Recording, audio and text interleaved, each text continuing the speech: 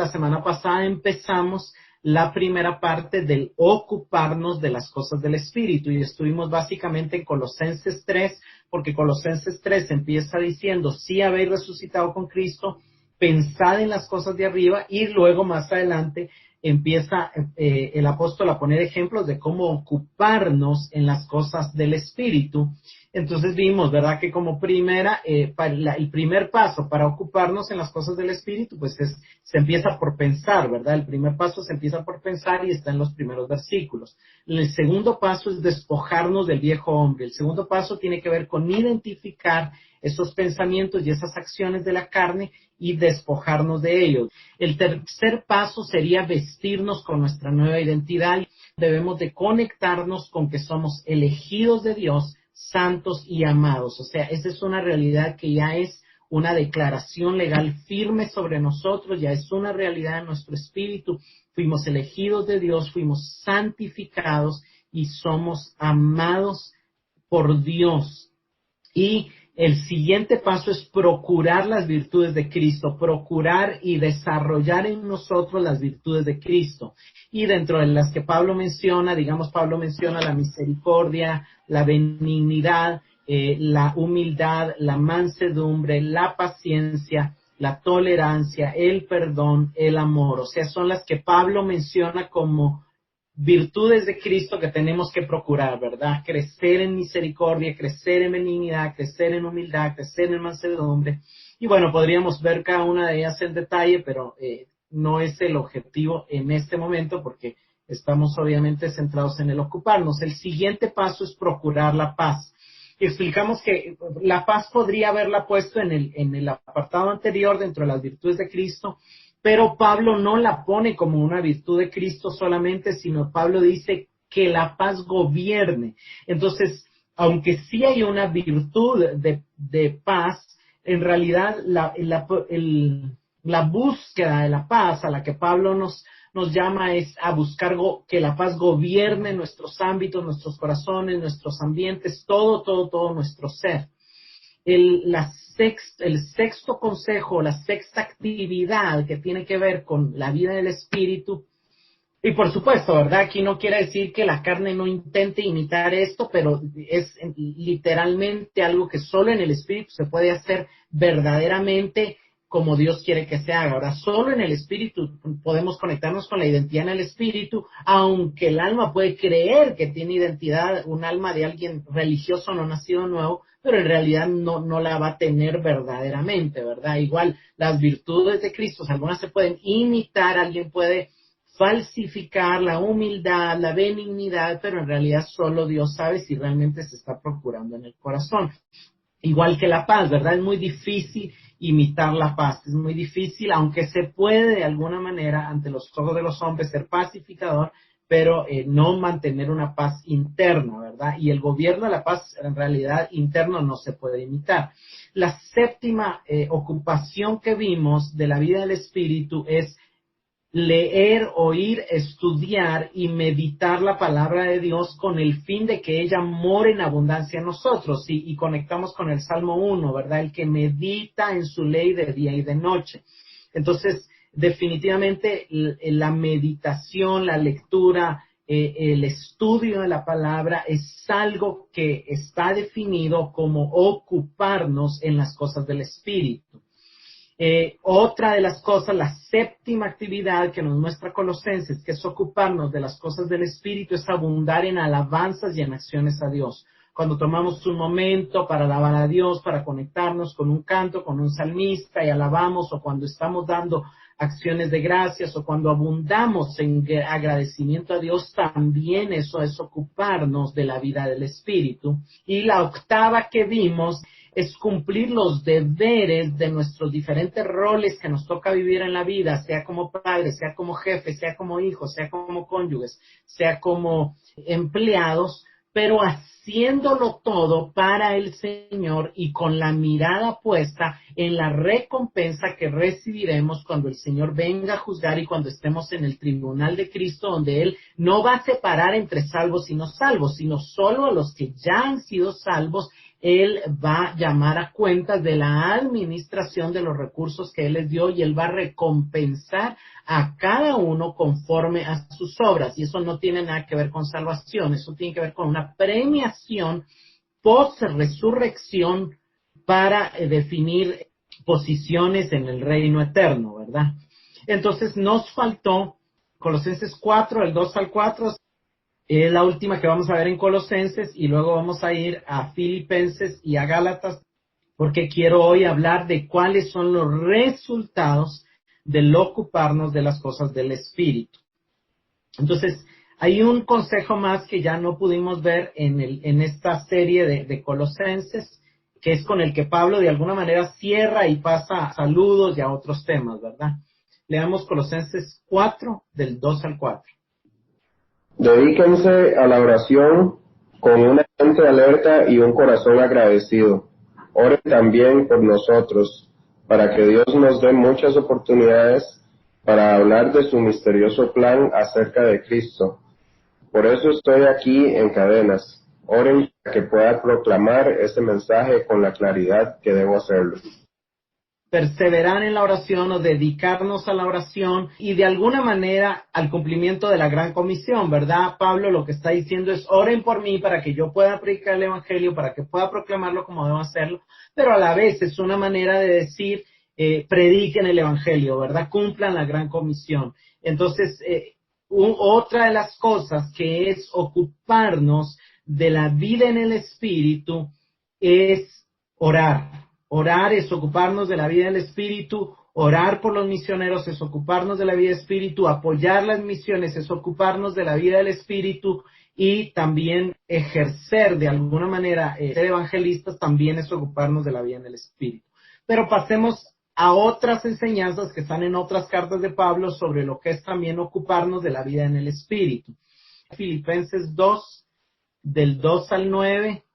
Háganme verdaderamente feliz poniéndose de acuerdo de todo corazón entre ustedes, amándose unos a otros y trabajando juntos con un mismo pensamiento y un mismo propósito.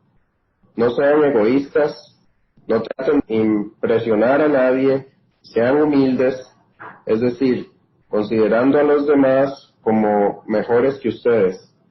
No sean solo de sus propios intereses, sino también procuren interesarse en los demás. Tengan la misma actitud que tuvo Cristo, que era Dios, no consideró que el ser igual a Dios fuera algo a lo cual aferrarse. En cambio, renunció a sus privilegios divinos, adoptó la humilde posición de un esclavo y nació como un ser humano. Cuando apareció en forma de hombre, se humilló a sí mismo en obediencia a Dios y murió en una cruz como morían los criminales. Por lo tanto, Dios lo elevó al lugar de máximo honor y le dio el nombre que está por encima de todos los demás nombres. Aquí la palabra por alguna razón se traduce sentir, pero es la misma palabra que Pablo usa en Romanos 8, 5 y 6, la palabra froneo, y está repetida dos veces en el verso 2 y 2 veces en el verso 5. Y básicamente lo que Pablo está diciendo es completen mi gozo pensando y ocupándose de lo mismo. Ahí la palabra es pensar, la palabra es sentir, pero se traduce como sintiendo lo mismo, pero es la misma palabra en el griego froneo. Luego dice teniendo el mismo amor, unánime, sintiendo, y ese sintiendo es froneo, entonces es como quien dice pensando una misma cosa. Obviamente aquí Pablo está hablando del pensar en el Espíritu, del ocuparse de las cosas del Espíritu, porque solo en el Espíritu podemos tener unidad. Desde nuestra alma siempre vamos a tener diferentes opiniones, pero desde el Espíritu vamos a tener la opinión que viene de Dios y que viene de la Biblia. Entonces, lo que Pablo dice es dejen que el Espíritu los gobierne a todos, porque entonces van a sentir lo mismo y van a pensar lo mismo y van a estar en un mismo ánimo, unánimes, ¿verdad? Luego el verso 3 dice, nada hagáis por contienda o por vanagloria, antes bien con humildad, y ahí obviamente eso se enlaza a la búsqueda de humildad que vimos en Colosenses, pero lo que quiero ver aquí es que lo que Pablo está poniendo es que vivir en el Espíritu, ocuparnos del Espíritu, es vivir teniendo a Cristo como ejemplo. Y hay algunas cosas bien interesantes en el ejemplo de Cristo. Este pasaje muchas veces lo usamos o lo predicamos para explicar la kenosis de Cristo, se llama la doctrina, o el vaciamiento divino, o la humillación divina, o el proceso de encarnación. Es un pasaje rico teológico, pero en este momento no es ese nuestro tema, ¿verdad? Entonces no vamos a explicar en este momento nada de eso, porque no es lo que atañe a nuestro tema, sino simple y sencillamente vamos a tomarlo como ejemplo. Y Pablo dice en el verso 5, literalmente 2 veces, froneo en vosotros este fronema, por así decirlo, que hubo también en Cristo. Lo que Pablo está diciendo es, piensen y ocúpense de lo mismo que Cristo se ocupó. Y hay cosas bien interesantes en lo que Cristo se ocupó. Lo primero que vemos en el verso 6 es que Él no se aferró a sus privilegios, Él no se aferró a sus derechos, Él no se aferró a su gloria. Entonces, ¿qué es vivir en el Espíritu? Vivir en el Espíritu es cuando sacamos del pensamiento de que nosotros tenemos el derecho de defendernos, el derecho de vengarnos, el derecho de hacernos respetar, el derecho de hacernos valer, cuando en realidad lo que estamos muchas veces haciendo es caer en la trampa del enemigo, que alguien nos está trayendo mal y estamos siendo vencidos por el mal, reaccionando también con el mismo mal, cuando lo que la Biblia dice y lo que Pablo va a decir en Romanos más adelante 14, cuando lleguemos ahí, es venzan con el bien con el mal, Romanos 13. Y este versículo trayendo en nuestra vida hay momentos donde tenemos que sufrir el oprobio, hay momentos donde tenemos que sufrir la ofensa, hay momentos donde tenemos que callarnos la boca, hay momentos donde tenemos que renunciar a nuestros privilegios, hay momentos donde no nos toca defendernos, sino nos toca dejarle a Dios que Él nos defienda. Puede ser en la familia, en el trabajo y todo. Hay momentos que por amor a la paz y por amor a que el que nos está atacando sabemos que esto lo está haciendo desde el lado del enemigo y desde la esclavitud del pecado, no le debemos de seguir el juego. Entonces, ese es una de las cosas que este pasaje nos enseña, en que ocuparnos las cosas del Espíritu. ¿Cuál es el otro ejemplo de respecto a ocuparnos las cosas del Espíritu? Servir, tomar forma de siervo. Cristo dijo, el que quiera ser grande, hágase siervo de todos, y el que quiera ser el primero, sirva a los demás. El servir a otros es algo que también Pablo va a reafirmar en Romanos 12, cuando él va a hablar de los dones, y él va a explicar esto. Entonces, esto es bien, bien importante que nosotros entendamos que ocuparnos de la vida del Espíritu también es poner al servicio de los demás los dones, los talentos, la experiencia, el conocimiento y las habilidades que Dios en su gracia y en su misericordia nos ha entregado. Y el humillarnos, ¿verdad? El humillarnos, ¿qué hizo Cristo? Se humilló a sí mismo. Entonces, ¿se humilló delante de los hombres? No, se humilló delante de Dios, aunque por amor a nosotros los hombres lo humillaron, pero lo que Pablo está diciendo aquí es ocuparnos del Espíritu, es tomar el tiempo para humillarnos. Y hay muchos llamados a humillarnos en la Biblia, ¿verdad? Santiago nos dice humillaos bajo la poderosa mano de Dios, pero también Miqueas nos dice, ¿qué es lo que el Señor pide de ti? Que cumplas la justicia, que ames misericordia y que te humilles ante tu Dios. Básicamente, ocuparnos del Espíritu es un reconocimiento constante de nuestra bajeza, de nuestro pecado, de nuestra finitud, de nuestra limitación ante la grandeza, ante la infinitud, ante la maravilla de Dios. O sea, es un recordatorio constante de que la gloria es de Dios, de que Dios es el grande, de que Dios es el fuerte, de que Dios es el poderoso. Humillarnos tiene que ver con esa actitud que Pablo tenía cuando él dice, me gloriaré en mis debilidades, no me considero fuerte, no soy competente por mí mismo, mi competencia viene de Dios, mi competencia viene del Espíritu.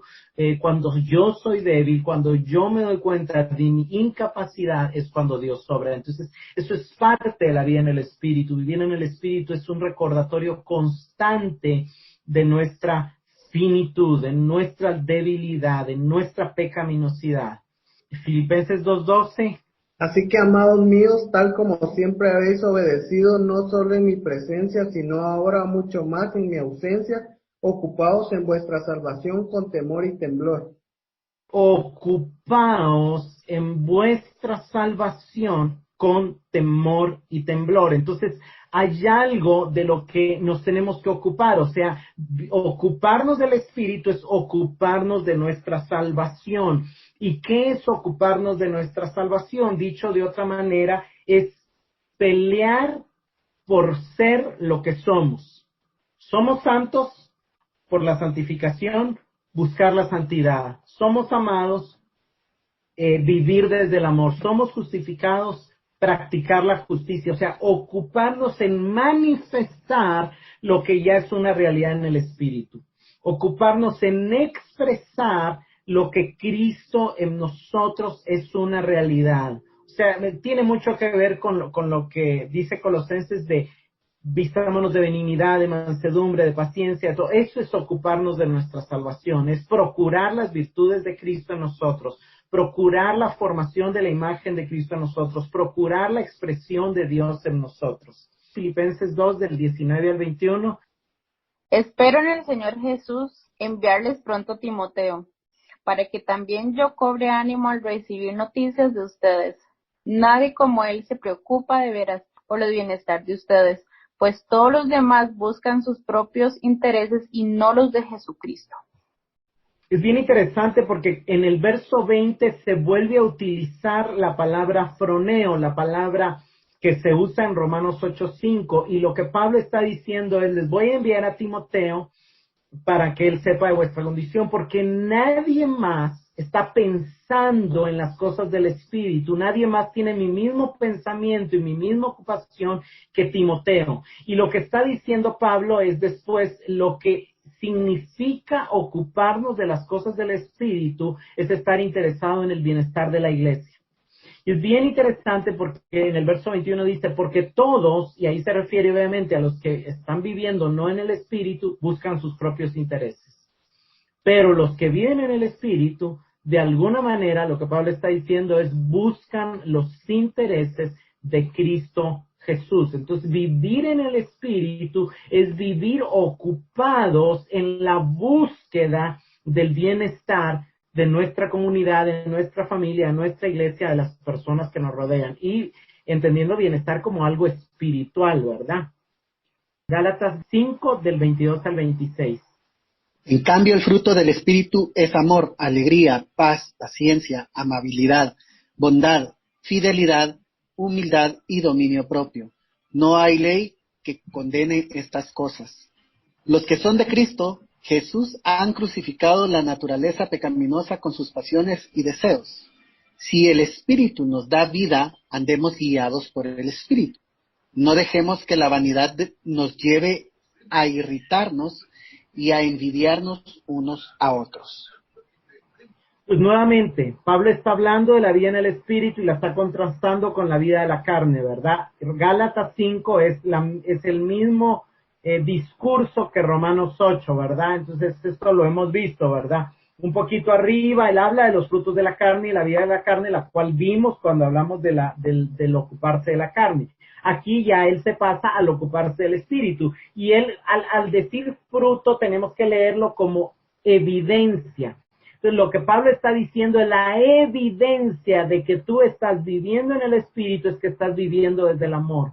Y ese amor se manifiesta en un amor alegre como gozo, en un amor pacífico como paz, en un amor que espera como paciencia, en un amor que reparte como benignidad, en un amor que comparte como bondad, en un amor que es fiel como fe o fidelidad, en un amor que se controla como mansedumbre y en un amor que gobierna como dominio propio. Contra estas cosas son irresistibles, dice Pablo. No hay principio, entendemos la ley como principio, o sea, no hay principio que se oponga a esto. Y luego dice Pablo, los que somos de Cristo, los que somos del Espíritu, los que nacimos del Espíritu, los que vivimos en el Espíritu, nos caracterizamos porque hemos crucificado la carne con sus pasiones y deseos. Y aunque eso no es un absoluto en ninguna de nuestras vidas, sí es un absoluto en nuestros espíritus y es una realidad que se está edificando en nuestras almas cada vez que vamos creciendo la vida en el Espíritu. Entonces,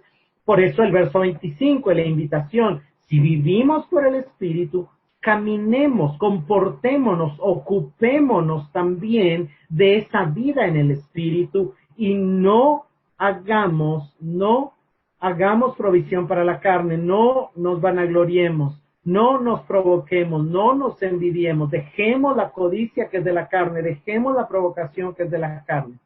Entonces, aquí de alguna manera, yo sé que es bastante rápido, usted puede sacarle bastante jugo a cada uno de estos elementos, pero el ocuparnos de las cosas del Espíritu tiene que ver con conectarnos con nuestra nueva identidad, con procurar las virtudes de Cristo, con procurar la paz, con llenarnos de la palabra, con abundar en alabanzas y acciones de gracia, con cumplir los roles, haciendo todo lo que nos toca hacer en la vida como para el Señor y no como para los hombres, con la mirada puesta en que un día vamos a presentarnos en el tribunal de Cristo y vamos a ser recompensados, perseverando en la oración, buscando el cumplimiento de la gran comisión, imitando a Cristo en cómo Él no se aferró a sus derechos, a sus privilegios, en cómo Él se hizo siervo, en cómo Él se humilló.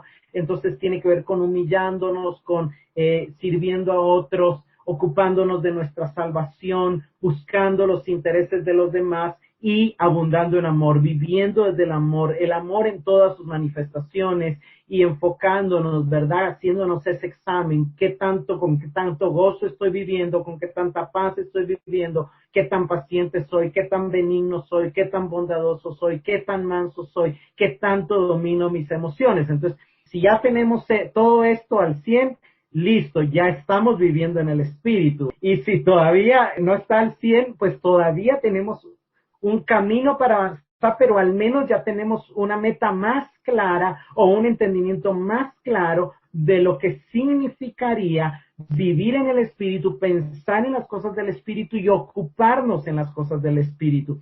Pero una segunda parte de lo que yo quiero enseñar hoy es el resultado del ocuparnos de las cosas del Espíritu. Y aquí regreso simple y sencillamente a Romanos 8:6.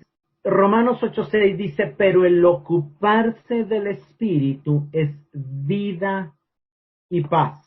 Entonces quiero explicar qué es lo que esto significa, porque vida y paz va más allá de solo lo que puede entender nuestra mente. Empecemos con Gálatas 6, del 8 al 10. Si seguimos nuestros malos deseos, moriremos para siempre. Pero si obedecemos al Espíritu, tendremos vida eterna. Así que no nos cansemos de hacer el bien, porque si seguimos haciéndolo, Dios nos premiará a su debido tiempo. Siempre que nos sea posible, hagamos el bien a todos, pero especialmente a los seguidores de Cristo. Pablo está diciendo, si vivimos en la carne, si vivimos en la naturaleza pecaminosa, eso va a traer muerte, y eso ya expliqué, ¿verdad? O sea, no es muerte de ir a la tumba, sino es pérdida, ¿verdad? Pero si vivimos por el Espíritu, cosecharemos vida eterna, pero no solamente eso, sino segaremos, habrá cosecha, habrá resultados. Ahora, aquí Pablo en Gálatas se enfoca sobre la vida eterna, ¿verdad? Pero, y realmente, pues la vida de Romanos 8:6 tiene mucho que ver con esta vida eterna. A veces tenemos un concepto incorrecto de lo que es vida eterna. Para algunos, vida eterna es que saber que después de que se mueran van a seguir viviendo, pero eso no es lo que realmente significa bíblicamente vida eterna. Vida eterna no empieza después de la muerte. Vida eterna empieza en el momento en que aceptamos y creemos en Cristo. El que en mí cree tiene vida eterna. El que come mi carne y bebe mi sangre tiene vida eterna. Vida eterna es una calidad de vida que no está sujeta a los límites de los que sí está sujeta a la vida temporal. Y ahí es importante entender la eternidad para entender la vida eterna. La eternidad no es pasado y futuro después del tiempo que pasamos en la tierra. La eternidad es un ámbito superior que se conecta con cualquier momento en el presente durante toda la historia del mundo. Entonces, vida eterna es una vida superior que no está limitada a los límites del tiempo y del espacio. El nivel de alcance de esa vida será proporcional a la construcción eterna que se ha formado en el alma. O sea, mientras más vivamos en el Espíritu, más vamos a disfrutar de esa fuente en nosotros, en nuestro espíritu, que salta para vida eterna. ¿Necesita vida eterna nuestro espíritu? No, porque ya la tiene. ¿Necesita vida eterna nuestra alma y nuestro cuerpo? Sí, porque todavía son afectados por la muerte. Cada vez que el alma está triste, está afectada por la muerte. Cada vez que el alma está en depresión, está afectada por la muerte. Cada vez que el cuerpo está enfermo, está de alguna manera afectado bajo esa sombra de muerte. Pero la solución, por así decirlo, ¿verdad? Eso lo vamos a ver también en Romanos. Lo que Pablo quiere que entendamos es que Dios quiere que nuestro espíritu llegue a ser esa fuente de vida eterna para que desde nuestro espíritu haya una impartición de vida eterna a nuestras mismas emociones y a nuestra misma alma. Entonces, por eso dice Pablo, no nos cansemos de hacer el bien, no nos cansemos de vivir en el espíritu, porque entonces nuestra alma va a recibir los beneficios de esa vida eterna. Pablo menciona la importancia de las buenas obras, porque la vida en el espíritu no solamente tiene un impacto en la eternidad, sino que se empieza a disfrutar aquí en la tierra como una vida superior, que por supuesto también trascenderá la muerte. Esta vida eterna, esta vida que habla Romanos 8:6, el ocuparse del espíritu es vida, quedémonos en vida ahorita, debemos de entenderla como esa vida plena, como esa vida que todos deseamos, como esa vida de satisfacción. ¿Por qué no somos felices? ¿O por qué sentimos que nos falta algo? Hay una búsqueda constante de significado, hay una búsqueda constante de algo más en todos los seres humanos, pero lo que va a traer el ocuparnos del espíritu es una plenitud de vida donde va a haber, incluido en este término de vida, podríamos meter aquí el hecho de la satisfacción. Quiero citar un libro de MacArthur, dice: los mandamientos de Dios no son meras demandas, son invitaciones a plenitud de vida, no son simples obligaciones, son no oportunidades, no son meros preceptos, son promesas. MacArthur se basa en aquel pasaje que en algún momento hemos leído, donde el Señor le dice a su pueblo: estos son los mandamientos y si tú los obedeces, vivirás. Pero la vida que ahí se prometía no era solamente estar vivo, no era solamente existencia, sino será bendito tu canesta, tu arteza de amasar, tus hijos, tus ganados, aquí, allá. O sea, esa es la vida concebida para Dios, pero si los desobedeces, tú estás eligiendo la muerte, aunque muerte no era tumba, muerte era exilio, muerte era guerras, muerte era enfermedades, muerte era plagas, y eso fue lo que eligieron. Pero los mandamientos de Dios son invitaciones a plenitud de vida, es lo que dice. Me gusta la manera en que él lo acuñó, ¿verdad? Y así es como debemos de entender el ocuparnos del espíritu, el llamado de Dios al servicio, el llamado de Dios a la oración, el llamado de Dios a estudiar la palabra, el llamado de Dios a aprender más de Él. Es una invitación de Dios a tener una vida más plena.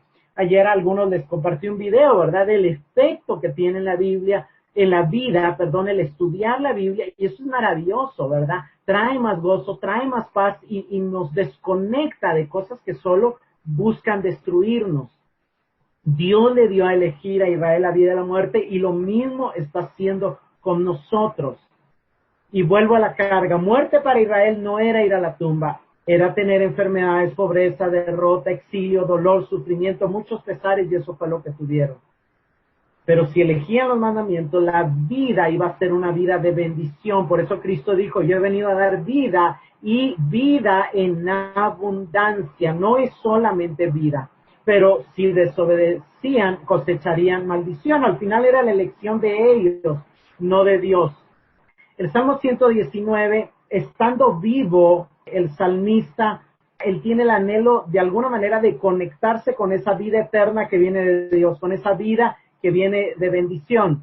Y entonces viene, y hay muchas veces en el Salmo que él dice: vivifícame. Es un Salmo donde él pide un amor, o sea, todo el Salmo se trata de que él quiere amar más la ley de Dios, y él está pidiendo al Señor ese deleite en la ley de Dios. Entonces él dice: cuánto amo yo tu ley, lámpara es a mis pies tu palabra. Estos famosos textos son parte de ese Salmo. Pero algo bien interesante es que dentro del Salmo varias veces dice: vivifícame. Salmo 119, 25. Postrada está mi alma en el polvo, vivifícame conforme a tu palabra. Veamos el estado. Su alma estaba abatida, su alma estaba postrada, estaba triste, no sabemos por qué, pero él sabía que lo que su alma necesitaba era ser vivificado y que lo iba a vivificar era la palabra. Salmo 119, 40.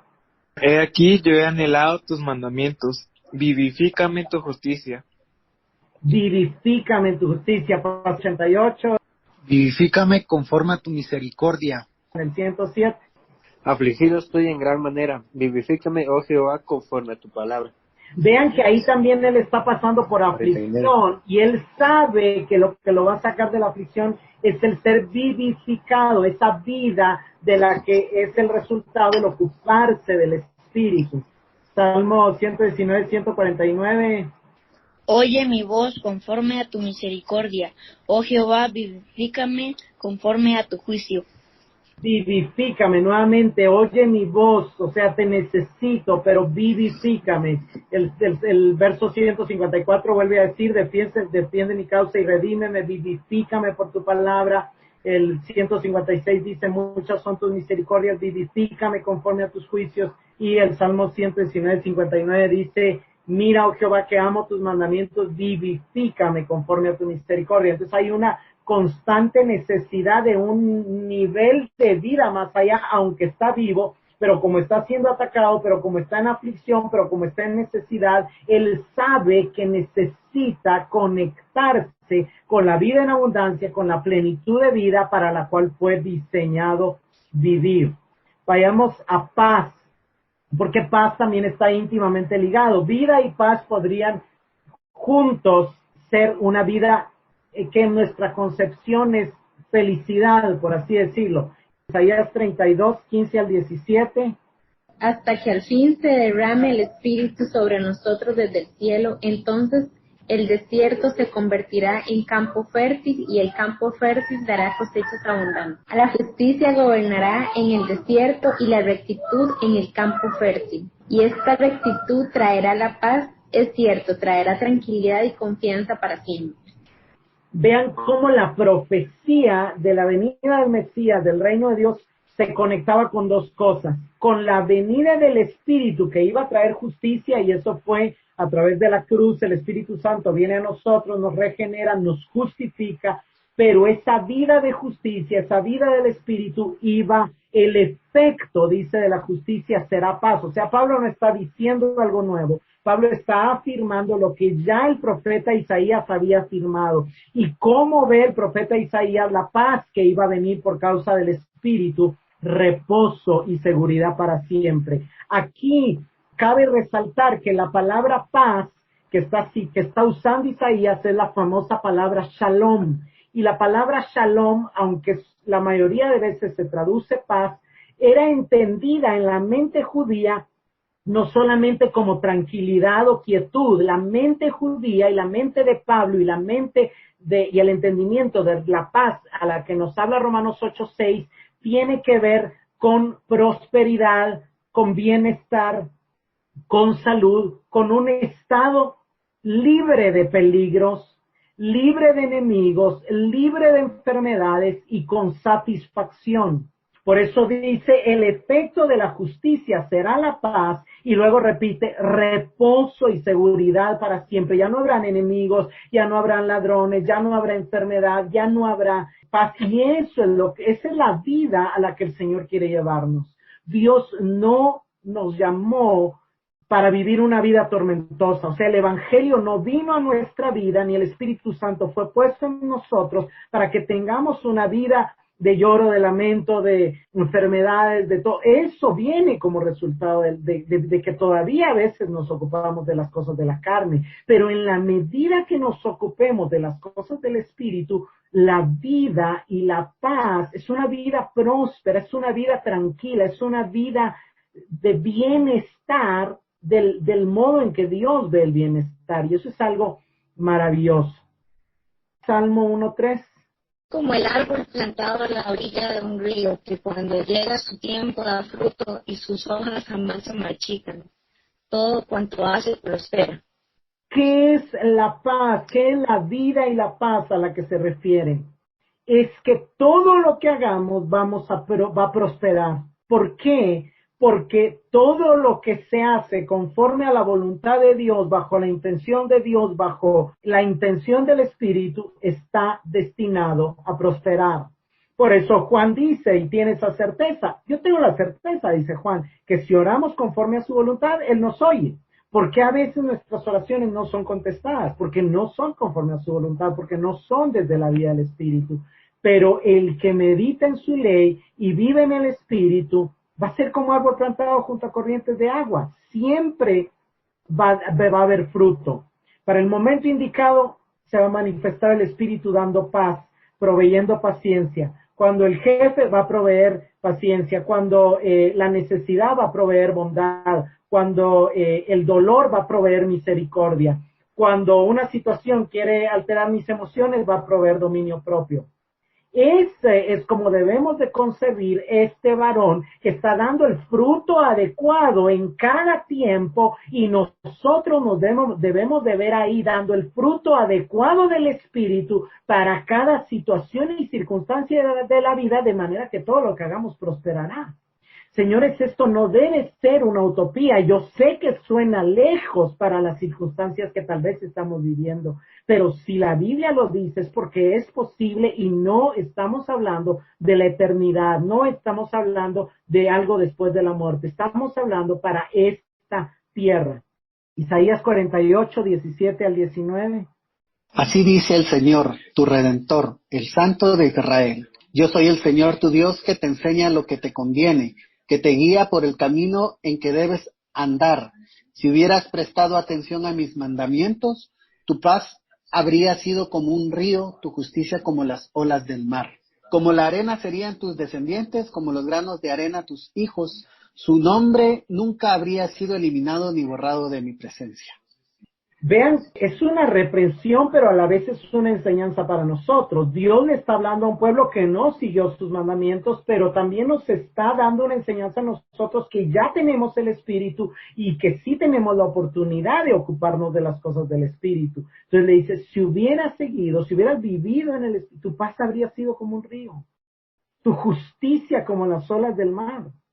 Tu descendencia, tus renuevos, o sea, tus proyectos, tus hijos, lo que tú hagas, todo sería incontable. Todo sería próspero. O sea, Dios quiere eso, pero obviamente para eso necesitamos obviamente ocuparnos en la vida del Espíritu. Isaías 54:13.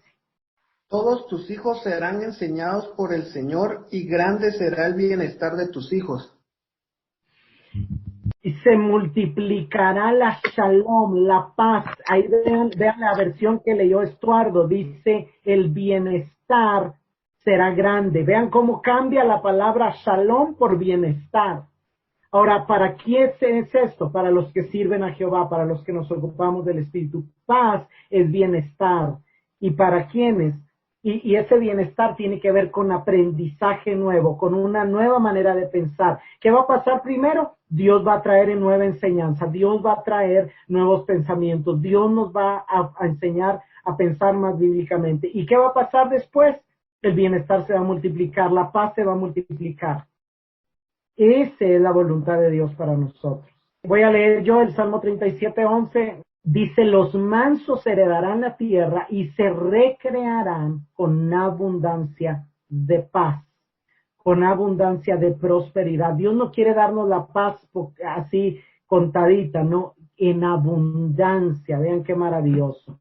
Salmo 119, 165 dice, mucha paz, mucha shalom tienen los que aman tu ley y no hay para ellos tropiezo.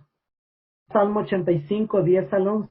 El amor y la verdad se encontrarán, se besará la paz y la justicia. De la tierra brotará la verdad y desde el cielo se asomará la justicia. Esta era una profecía de la salvación que iba a venir y de la cual nosotros somos partícipes. La misericordia y la verdad se encontraron. ¿Dónde pasó eso? En la cruz. En la cruz la justicia y la paz se besaron. En la cruz Dios juzgó nuestros pecados en su Hijo, pero al mismo tiempo tuvo misericordia de nosotros. En la cruz la verdad de Dios fue crucificado, la verdad de Dios fue manifestada, pero a la vez hubo una provisión de paz para nosotros. Por eso Isaías 53 lo pone: el castigo de nuestra paz fue sobre él. ¿Y qué dice el 11? La verdad brotará de la tierra y la justicia mirará desde los cielos. Y era Cristo brotando desde la tierra, siendo alzado desde la tierra, y era la justicia de Dios desde los cielos aplastándolo por causa de nosotros, para pagar por nuestros pecados. ¿Para qué? Para que haya provisión de paz y de vida para nosotros. Eso es maravilloso. Eso es maravilloso. Señores, el resultado de la vida del Espíritu es una vida próspera, no importando cuáles sean nuestras circunstancias. Si algo yo quiero enfatizar es que la vida que has anhelado vivir siempre es posible. La vida de felicidad por la cual tu corazón clama es posible. La vida de satisfacción por la cual nuestro ser mismo anhela salir de esa constante insatisfacción, de esa constante y sí. ¿Sabe qué pasa? Que el enemigo nos cambia las ideas y nos hace creer que si encontrara un mejor trabajo, si tuviera más dinero, si hubiera nacido en otra familia, si mi esposo o mi esposa fuera diferente, si mis hijos cambiaran, si obtuviera el aumento, y nos hace creer que si ciertas cosas externas a nosotros cambiaran, entonces seríamos felices, entonces estaríamos satisfechos, entonces podríamos cumplir nuestros sueños. Pero, señores, no es lo externo lo que va a traer felicidad, lo que va a traer vida, lo que va a traer paz. Es el pensar y el ocuparnos de las cosas del Espíritu lo que va a traer un cambio a nuestro interior, de manera que nuestra alma se someta al gobierno del Espíritu, para que el Espíritu empiece a actuar como esa fuente de agua que brota agua para vida eterna. Y entonces nuestra alma, que vive en constante deseo, en constante insatisfacción, en constante tormento, en constante necesidad, sea saciada una y otra vez por la vida del Espíritu, y podamos, independientemente de que algunas de nuestras circunstancias no cambien, podamos vivir una vida plena, llena de vida y llena de paz. Y si lo pensamos en el hebreo, una vida que tiene bienestar, prosperidad, ausencia de males, ausencia de temores, ausencia de tormentos, ausencia de situaciones difíciles. Voy a seguir con este tema, pero desde otra perspectiva, la siguiente semana. La siguiente semana quiero explicar que vida y paz es otra manera de decir verdadera felicidad. Porque hemos oído, yo en el pasado prediqué que Dios no nos había llamado para ser felices, que Dios nos había llamado para ser santos, que nuestra búsqueda en la vida no debería de ser la felicidad, sino la santidad. Pero en el tiempo que yo tengo de estar estudiando la Escritura y de estar entendiendo lo que está registrado, ahora entiendo que estaba equivocado. Porque en Dios, verdadera felicidad y santidad es lo mismo. Verdadera felicidad y ser a la imagen de Cristo es lo mismo. Yo creo que Cristo fue una persona sumamente gozosa. Y yo creo que en la vida cristiana el gozo y la tristeza pueden cohabitar en una misma persona. Y no solamente lo creo yo. Pablo decía: entristecidos, pero siempre gozosos. ¿Cómo puede darse eso? A la lógica humana no cabe. Pero el alma está entristecida, pero el espíritu Espíritu está convirtiéndose en una fuente de gozo, y como el Espíritu, y como vivimos en el Espíritu y nos ocupamos de las cosas del Espíritu, lo que nos gobierna es lo que está sucediendo en el Espíritu, aunque el alma a veces esté entristecida. Oremos. Padre, te damos gracias, Señor, por tu palabra. Escuchamos estas verdades y quizás, Señor, puedan traer desaliento al ver que todavía estamos lejos de vivir y de ocuparnos de manera continua y constante en las cosas del Espíritu. Pero nunca tu intención será esa, sino que tu intención será alentarnos, fortalecernos y mostrarnos que en ti tú has provisto los recursos para que vivamos por el Espíritu, para que andemos por el Espíritu, porque nos hiciste nacer del Espíritu. Gracias, Señor, por esa nueva vida que tú nos diste en Cristo. Gracias por esa justificación que tú nos diste en Cristo. Gracias, Padre, porque tú quieres darnos vida y paz. Gracias por la vida eterna. Gracias, Señor, por la provisión de felicidad que tú tienes para nosotros, por la provisión de paz que tú tienes para nosotros. Permítenos entrar, permítenos caminar, permítenos avanzar en esa dirección, Señor, para que podamos saber que es posible que los anhelos de nuestro corazón sean saciados. En el nombre de Jesús. Amén y amén.